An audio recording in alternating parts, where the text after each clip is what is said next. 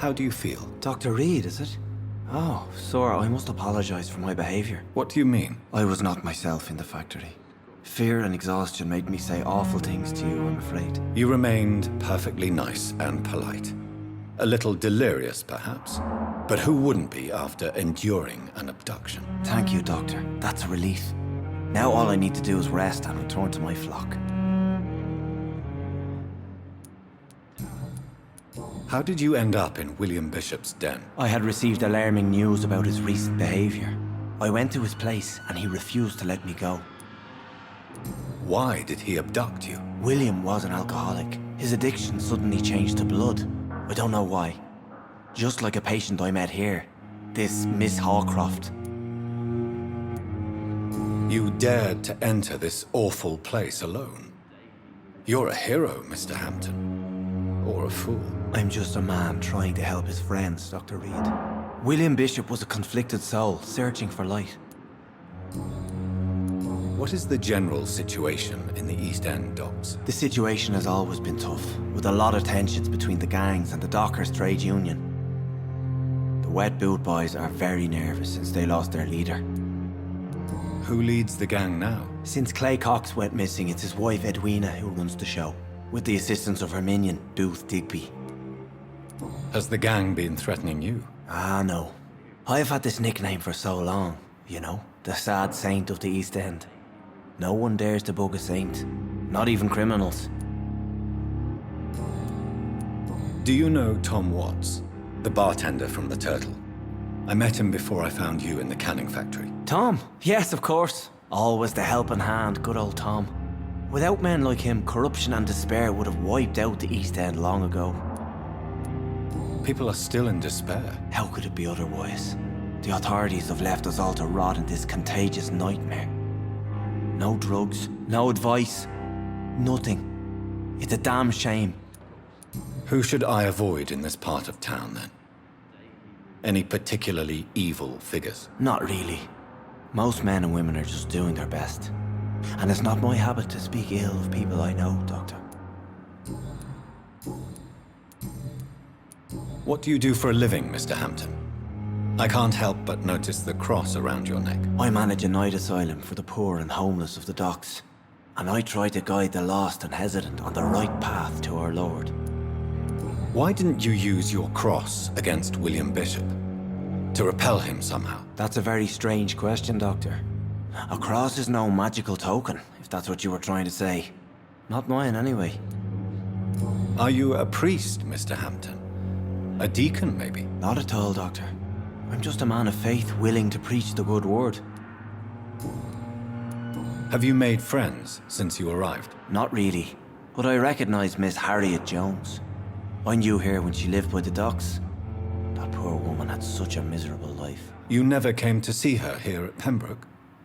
Receiving visits when sick can be an important part of the healing process, you know. We're not just bodies. You're preaching to the converted now, Doctor. To be truly honest, I thought she was dead. She left the docks many months ago. How do you feel, Mr. Hampton? Medically speaking, I mean. I feel exhausted. Beyond exhaustion, actually. William drank so much of my blood in his madness. I feel empty. You're in good hands here. Dr. Swansea is well versed in blood transfusion, and I'm sure he'll take the best care of you. Thank you, sir. I believe all I need is rest, and then I can go back to the people who need me. Goodbye, Mr. Hampton. We'll talk again later. It's here again. Time has lost its effect on me, but the suffering continues. A giant morgue disguised as a hospital.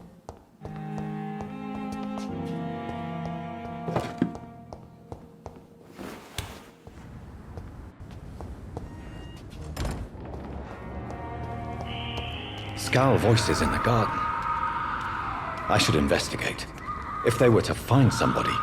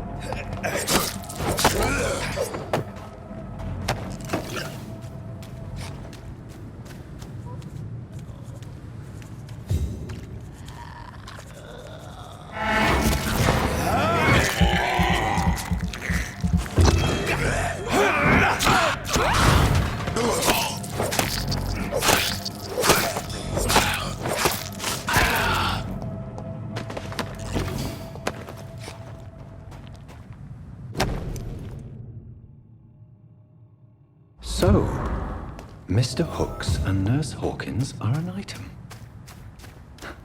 Those two have hidden their affections well.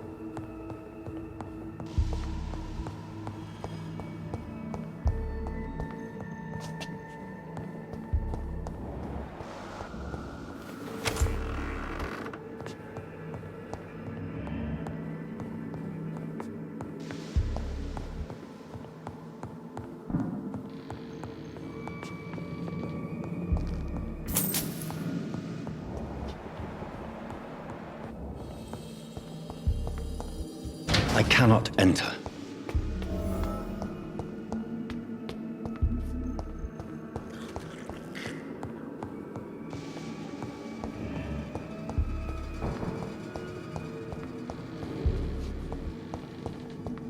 Balls of Mars, fortifiers.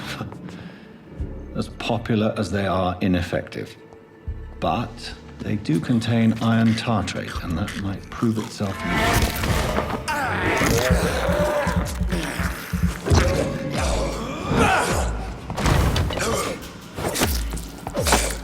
Behavior is similar to the infected William Bishop. Must be the same strain. This sickness moves faster than influenza. This key will surely grant me access to the basement.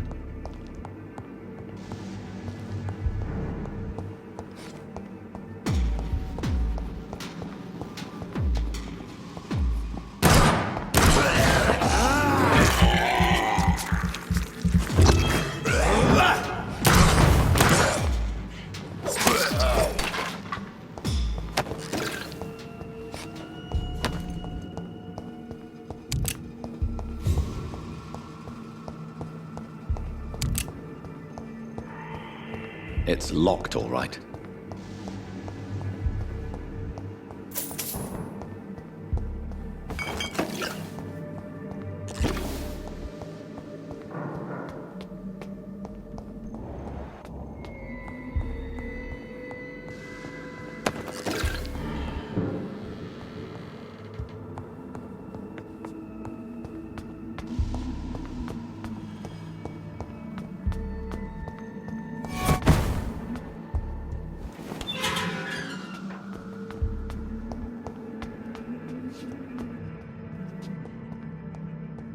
These scowls feed from corpses and the husks of animals. They're not after blood.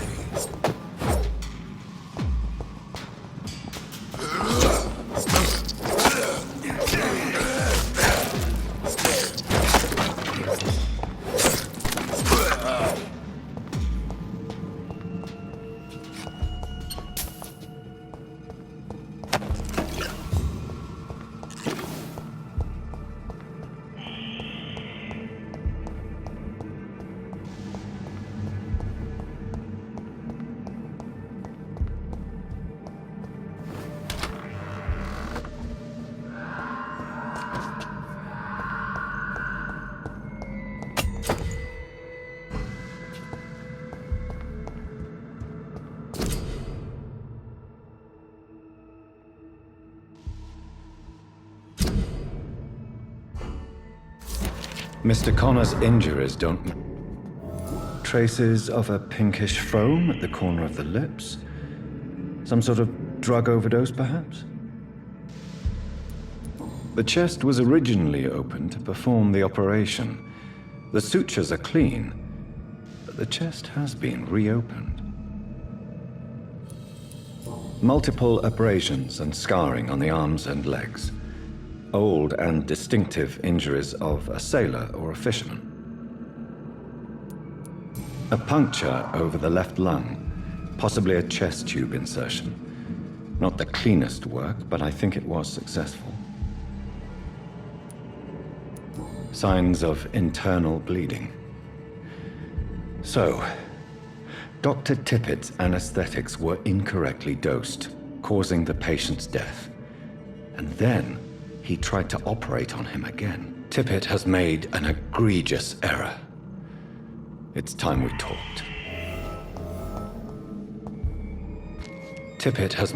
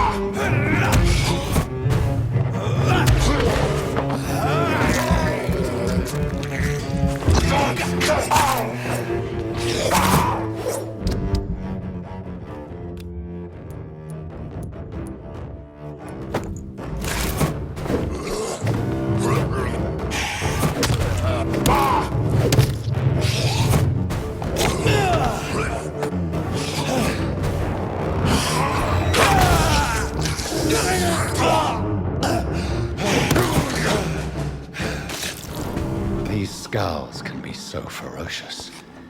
I'm not sure I can defeat them without becoming stronger. To drink blood is so tempting.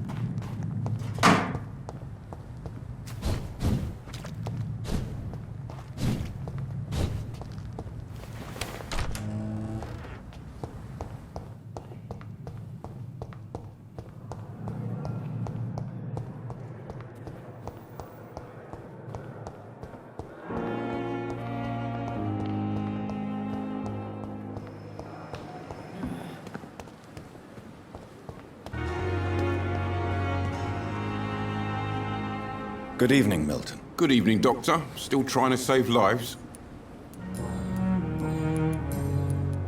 Why do you have such a mediocre reputation among your colleagues, Milton? Fuck them. Nobody knows the horrors I've seen since working here. This city was sick long before the epidemic, Dr. Reed. I know it's a difficult task, but correct me if I'm wrong. Is this not the job you are paid to do? I've seen babies left to die while their brothers were properly fed. Underage girls and boys sold to all manner of perverts. I'm sorry, I don't know what to say. Yeah, exactly. We lack words. So excuse me if I don't look on the bright side of life. I have some good news, Milton. What? The epidemic's over? I retrieved your wallet, with all the money and a certain picture. Well, yeah, Pippa Hawkins is my girl. So what? Is it the difference of skin color that bothers you? Not at all, Milton. Good. Please, take this money anyway. To remind you to keep your mouth shut. Not everybody is as broad-minded as you, Dr. Reed. What's going on between you and Nurse Hawkins? Pippa's tired. Tired of all this shit. Tired of all those corpses piling up. She's as depressed as I am. During the war, I witnessed a few couples just like you come together in difficult circumstances. It can be very damaging. Maybe you're right. But we support each other. And that's all that matters. You do realize you could both get fired. Hospital staff are not meant to have intimate relationships with one another. Come on, Dr. Reed. Do you know how many rules are broken in this hospital every day just to keep it running? There's nothing wrong with what we're doing.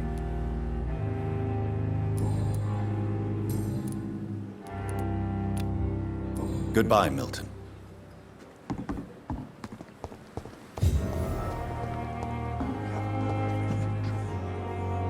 Good evening, sir. So it is true. The famous Dr. Reed has joined us. I can't think of any better news during these terrible times. Do we know each other? Actually, yes. We met once before, at the Rockefeller University in New York. Dr. Tippett, yes, I remember. I was assisting Professor Carell in his research about coronary bypasses. He had nothing but praise for you. He was also very confident about your future. And look at you now. Eminent surgeon and blood transfusion specialist. What is the Pembroke Hospital situation? And please, speak freely. This hospital is not exactly the best of London. I'm sure you are used to working in a better environment. It's more than enough. In any case, the personnel of a hospital are much more important to me than the building. Don't be misled by appearances, Dr. Reed. This hospital does not lack talented people. It just lacks hope. What can you tell me about the staff in the hospital? Some are really good, and others are not so good. But during this troubled period, there is no time for slander. I prefer to focus on the positive character traits. Tell me more about cherished people, then. Nurse Brannigan is a pearl. She is the most helpful and dedicated nurse I've ever worked with. A clever and cheerful woman. You really seem to admire her skills. I'll go even further. If she was a man, she would be a damn fine practitioner. Any opinion about the management? I don't always agree with Dr. Swansea's reserve, but I must admit he does all he can to keep this facility running during this crisis. Ah, yes, the burden of command. I was fed up with this concept while serving as a medical officer. Don't get me wrong. Swansea's a good administrator. I just wish he would get out of his office now and again.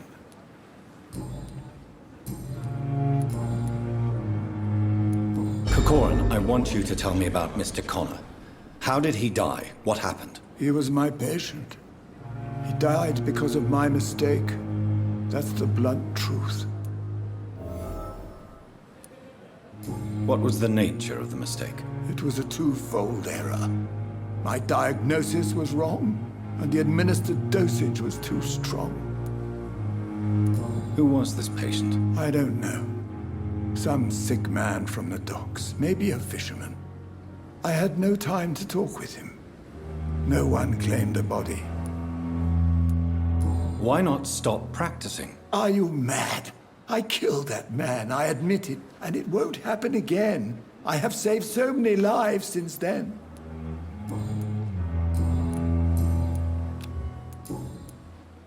Goodbye, Dr. Tippett.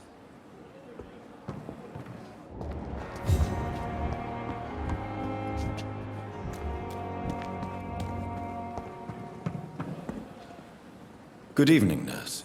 I'm Dr. Jonathan Reed, the new surgeon here at the Pembroke. Dr. Swansea has already told us about you, sir. I'm Nurse Gwyneth Brannigan. Welcome to the Pembroke Hospital. Did he really? It's a good thing I wasn't hoping to keep a low profile. All members of staff have already read about your new blood transfusion technique. Dr. Swansea made sure of that. I see. Well, I'm a little surprised, but I suppose I'll just have to deal with this unexpected notoriety. You must know, blood transfusions are Dr. Swansea's primary subject of research. He is convinced it is the future. How are things here? Not good, to say the least. We're struggling against an invisible enemy, more lethal than any bullet from a gun. It's hard, Doctor. Do you think this hospital can survive the epidemic? We are all volunteers here, and we're trying to hold fast, but how do we beat an invisible killer? Some nurses have already resigned. An invisible enemy? Quite a poetic term for a disease, especially from a nurse. Sorry, Doctor. These last few weeks have been exhausting. We could all do with a good night's sleep.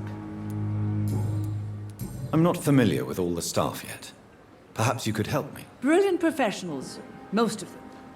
Dr. Swansea has a gift for recruiting talent. Most of them. Is there a problem I should know about, nurse? It would be inappropriate for me to speak ill of a colleague.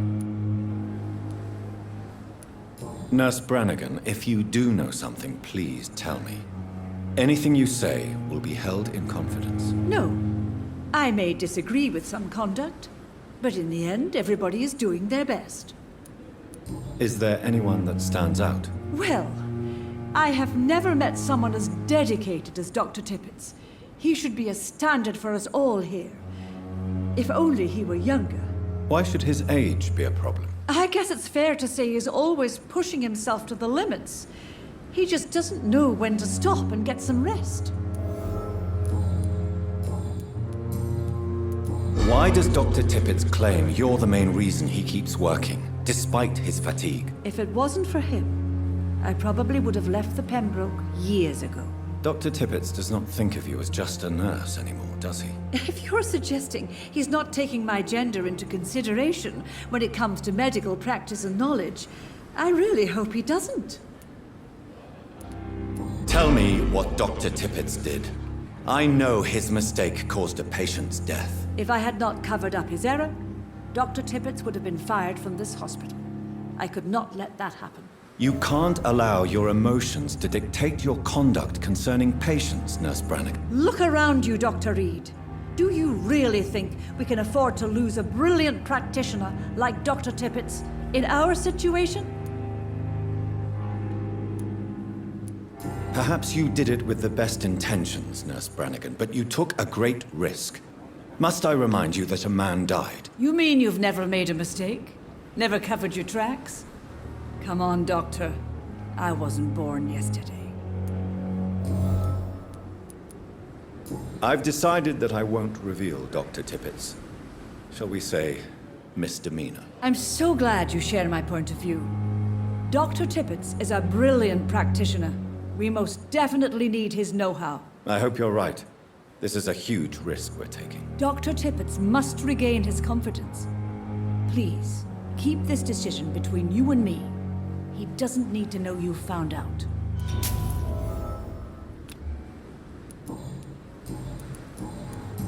Goodbye, nurse.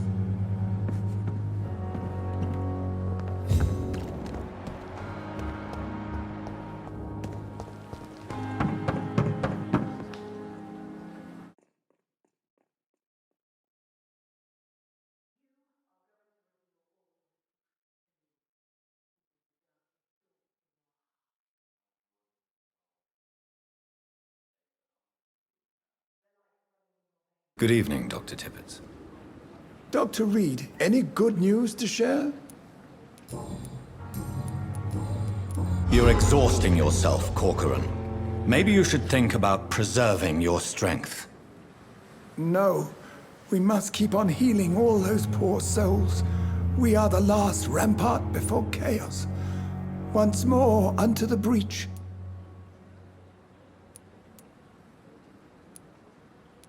Nurse Brannigan is worried about you, Doctor. She should not have told you that. I will have a word with her. You don't have to blame her for her honesty. I'm not that kind of man, my dear Jonathan. Actually, Nurse Brannigan's opinion is the only one I may listen to.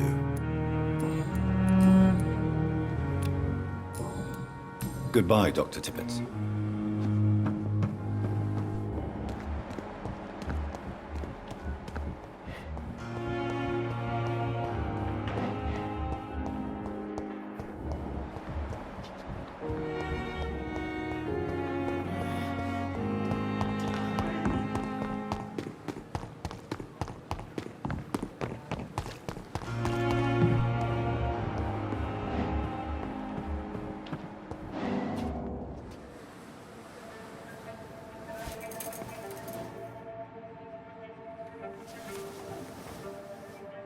How can I be sure I'll not find your unconscious body in the house again? I promise you, you'll not find my unconscious body. For God's sake, how can you say such a thing? How can you refuse to listen? I tried to warn you for so long. No, I won't let my only son die. You promised me you'll stay alive. Your son lied to you, like the whole world lies to us.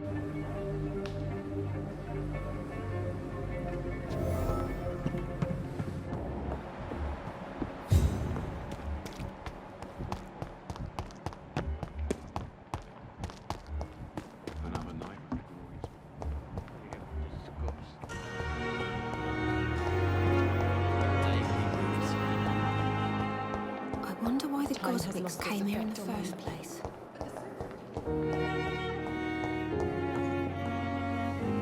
Good evening, Doctor. I believe we're going to be working together. Dr. Reed. Dr. Swansea informed us of your arrival, but I could not dare to believe we'd have such good fortune. Such an honor, sir. Thank you.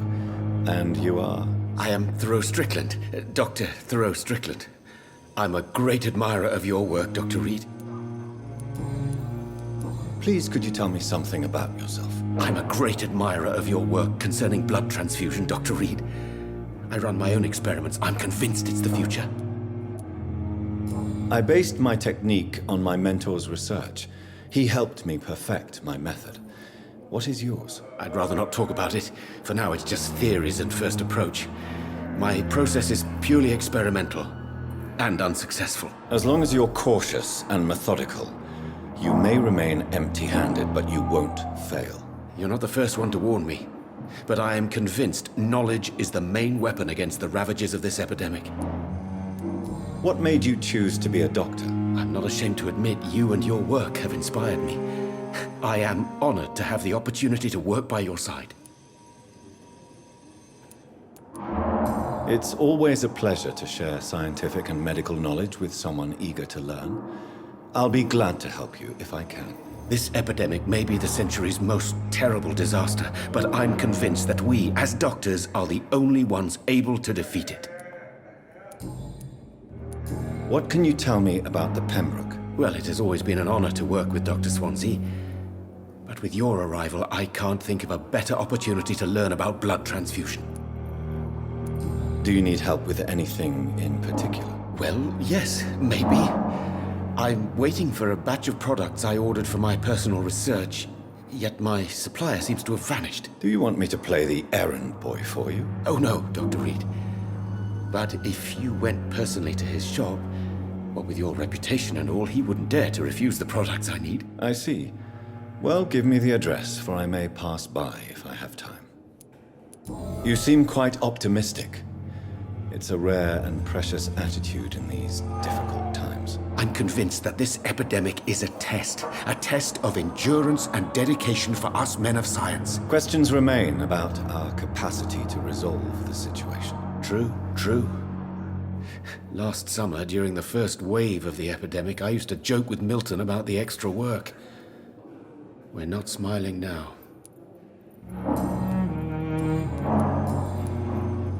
Tell me more about your willingness to experiment with new medical techniques. Harvey Fiddick is a patient suffering from a severe injury that could cripple him if not treated correctly. I'm convinced your blood transfusion technique could help him. What is it you really want?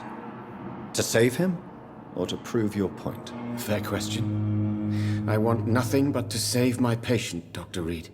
Especially since I know Mr. Fiddick's story.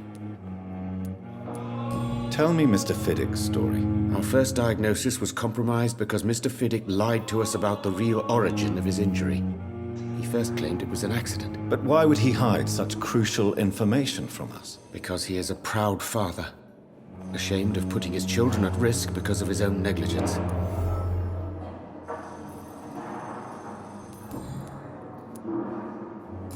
What if... Do you think keeping his distance was a mistake? All I know is that I'm taking care of human beings with desires, hopes, and fears. Not some biological machine comprised of blood, bones, and flesh. Goodbye, Dr. Strickland.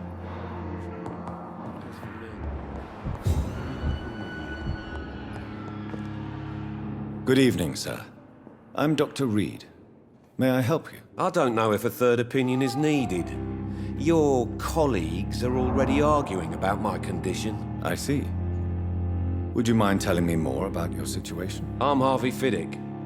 All I want is to get me bloody arm fixed properly. Tell me about yourself, Mr. Fiddick. I'm just a regular guy waiting to get his arm fixed, so I can return to work and to my family. I was more curious about what you were doing before being hospitalized. I'm a carpenter, and a good one too. But that means I need both arms to feed my family, Dr. Reed. Are you satisfied with your treatment here? Well, it's clear that I've chosen a bad time to be injured. Forgive my bluntness, but you seem overwhelmed by cases of the flu. I won't lie to you about it. I'm afraid we are. Are you sure you don't want to operate yourself, Dr. Reed? I have the feeling you're very capable. And your colleagues seem to think so too. In other circumstances, you would be right. But for now, I don't think I can take on the responsibility. My apologies. Tell me about the doctors who are arguing about your case. Strickland and Aykroyd. They both want the best for me, but there's a lot of pride there. Doctors are no different from carpenters, it seems. What do you mean? I often had professional arguments with rivals on a building site. Difference is I disagreed about wooden nails, not flesh and bones. Tell me about your injury, Harvey.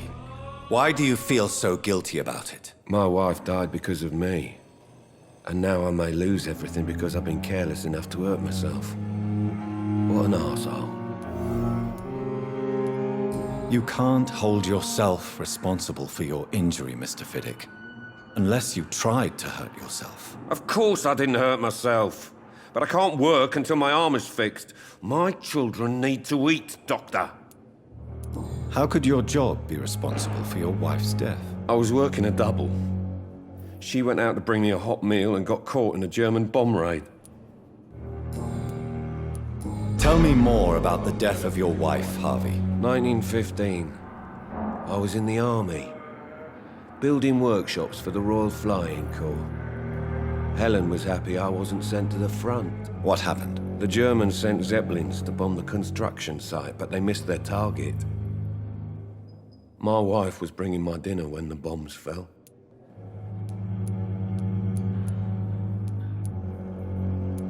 How are your children after losing their mother? They were smaller then. The only good thing about this is my Helen didn't bring them with her that night. I'm sorry for your loss. So many died during the bombings. I served in France and witnessed the carnage there. I would like to say that she didn't suffer. Truth is, I have no idea. I just know that I'm all that me kids have. Poor little bleeders.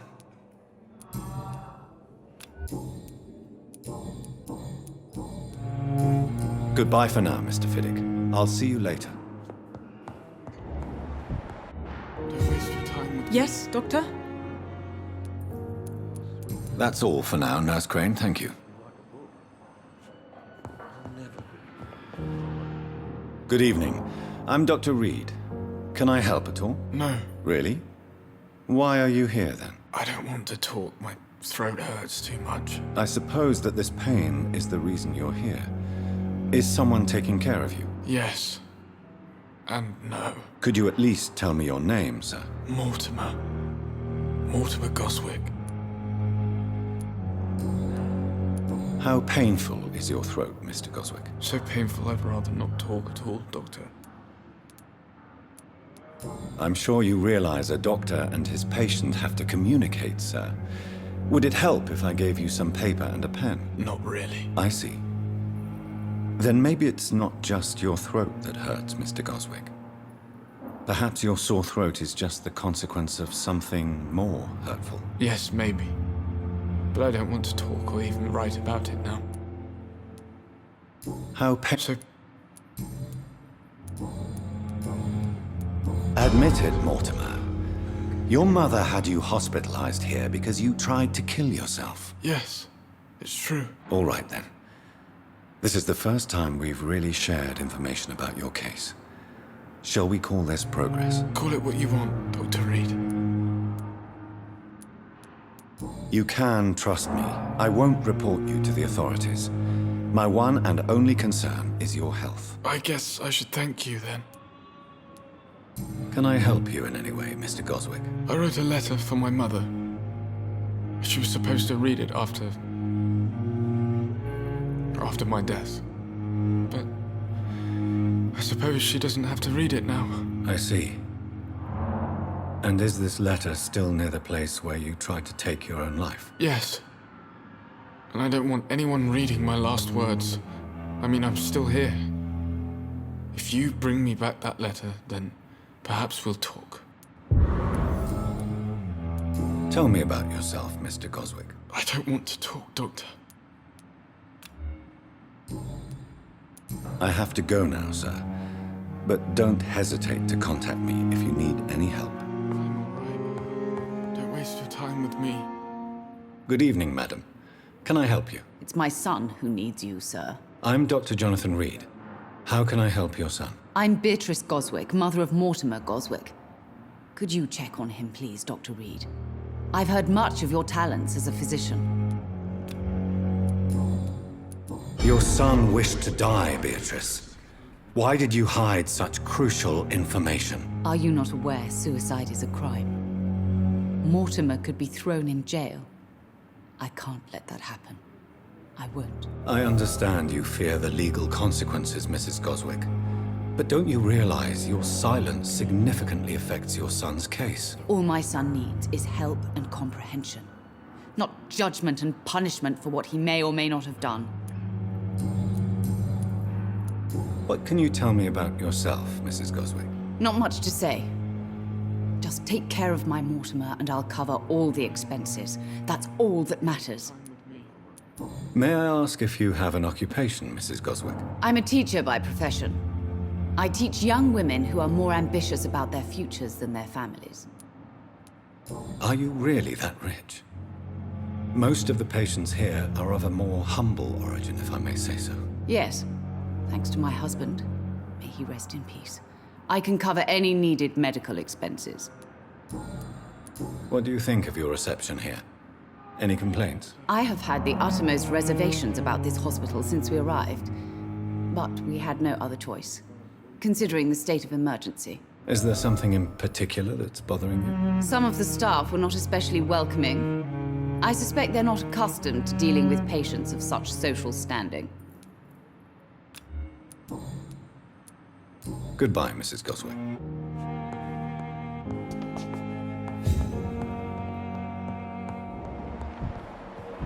You and our side, Dr. Reed. I know that Pembroke will prevail and survive.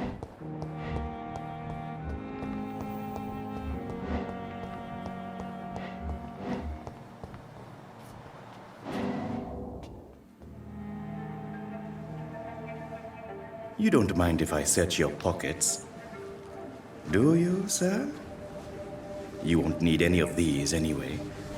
I'm not stealing from you, mister. I'm only redistributing your belongings to people who need them more than you. You see, no one has claimed your body, sir, so it would be such a shame to bury you with your valuables. I will not forget you, sir, and I thank you for your generous donation.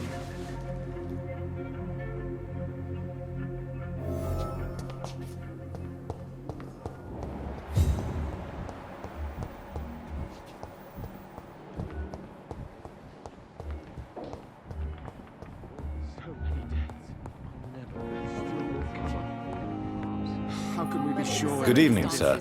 I'm Dr. Reed. I believe we're going to be colleagues. Reed? Yes, I've been informed about your arrival. I'm Waverly Ackroyd. Welcome aboard, I suppose. Does my arrival inconvenience you in some way, Dr. Ackroyd? Let us just say that I don't particularly share Dr. Swansea's enthusiasm for hiring you. What we need here are reliable professionals, not overrated dabblers. If you have a problem with me, Dr. Ackroyd, please feel free to tell me. Dr. Swansea has imposed your presence on this hospital without asking anyone's advice. The benefit of his position.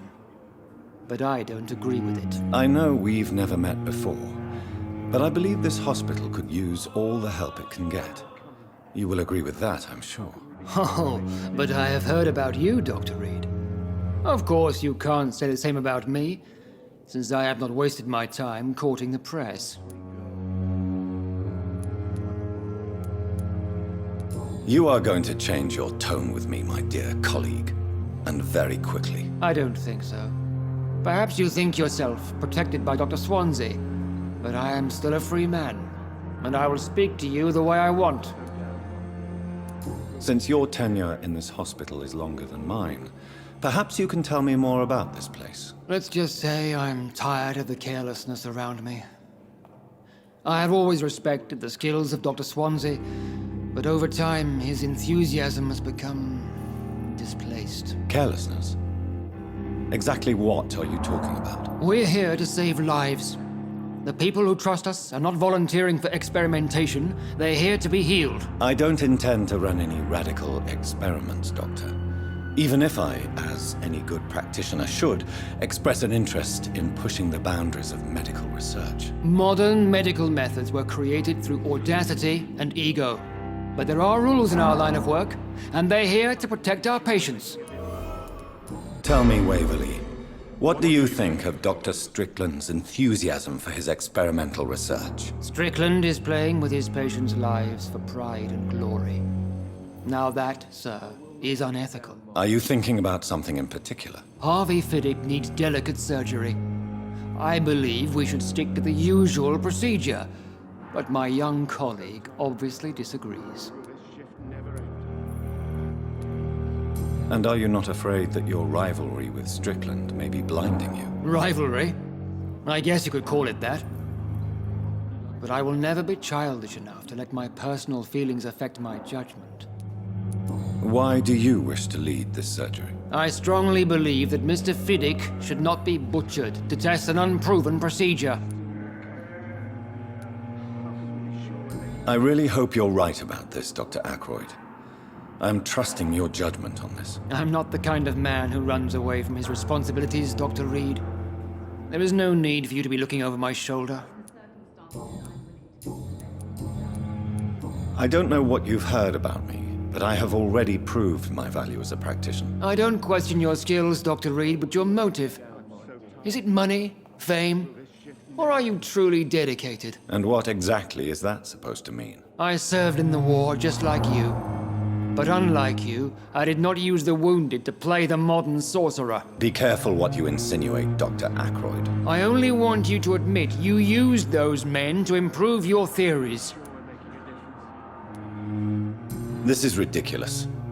My blood transfusion technique saved many lives, and you know it. You see?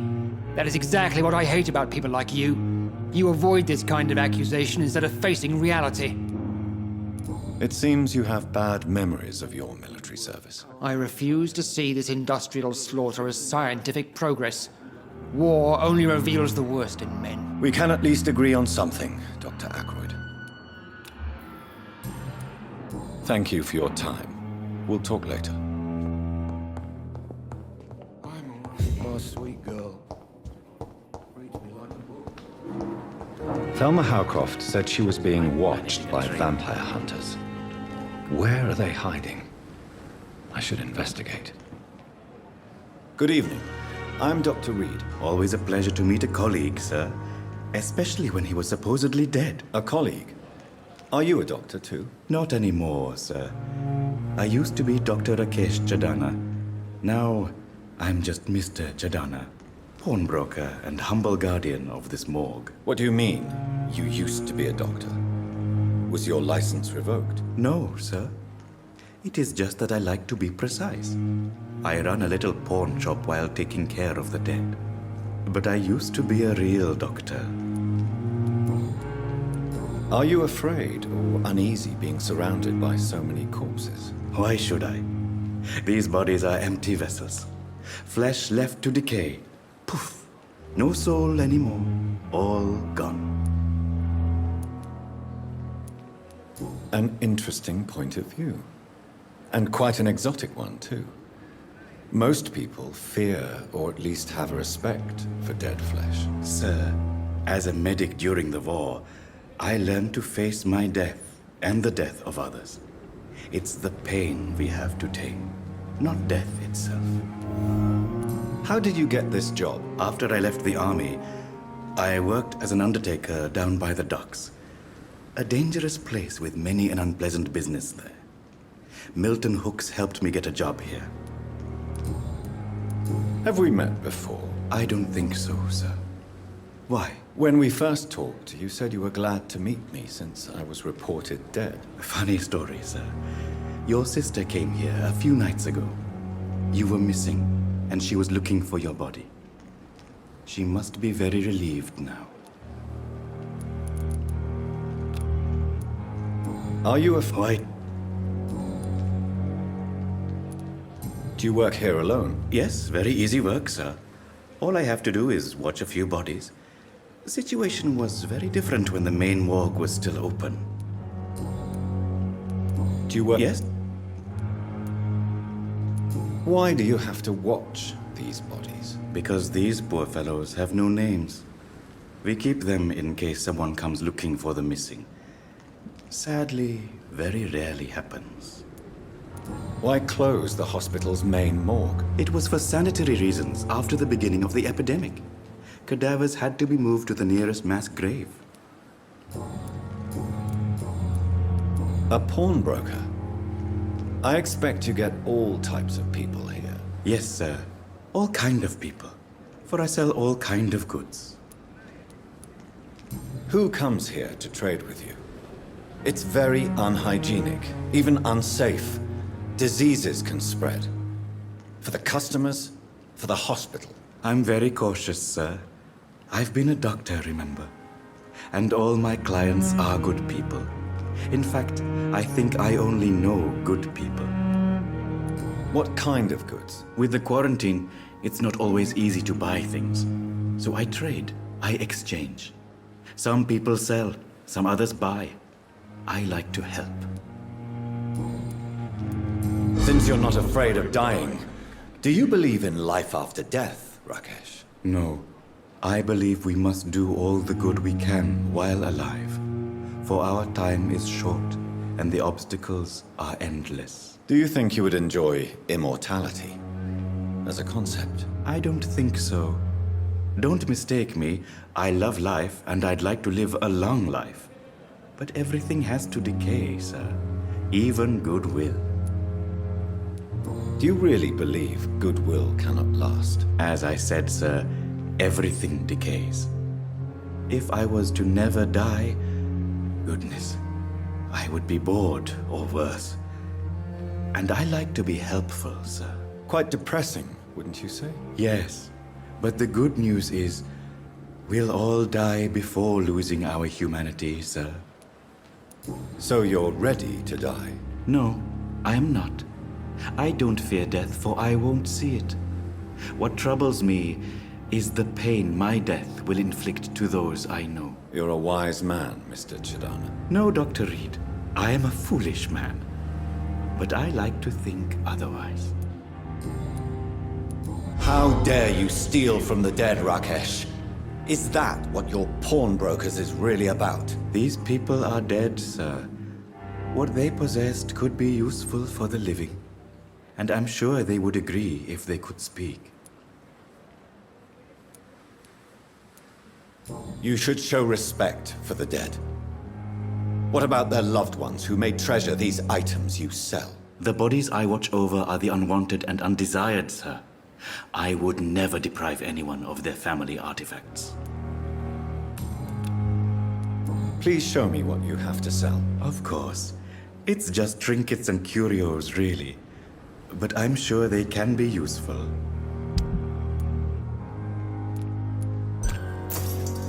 Tomorrow, more bodies will arrive and then sadly depart. I'm managing it. As for me...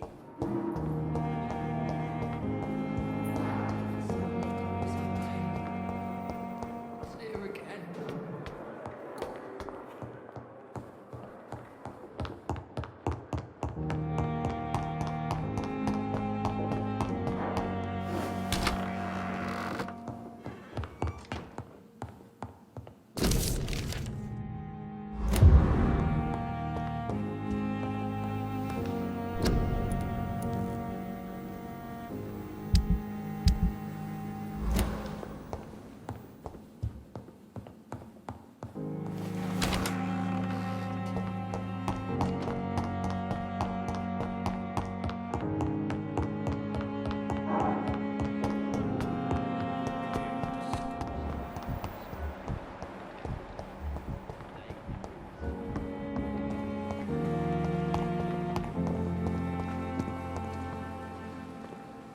Good evening. I'd like to... Wise choice, Doc.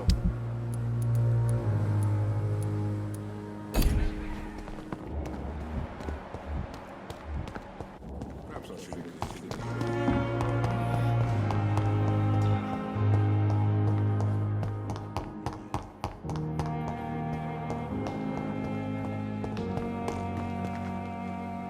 that. Good evening, Dr. Reed. Please... Of course.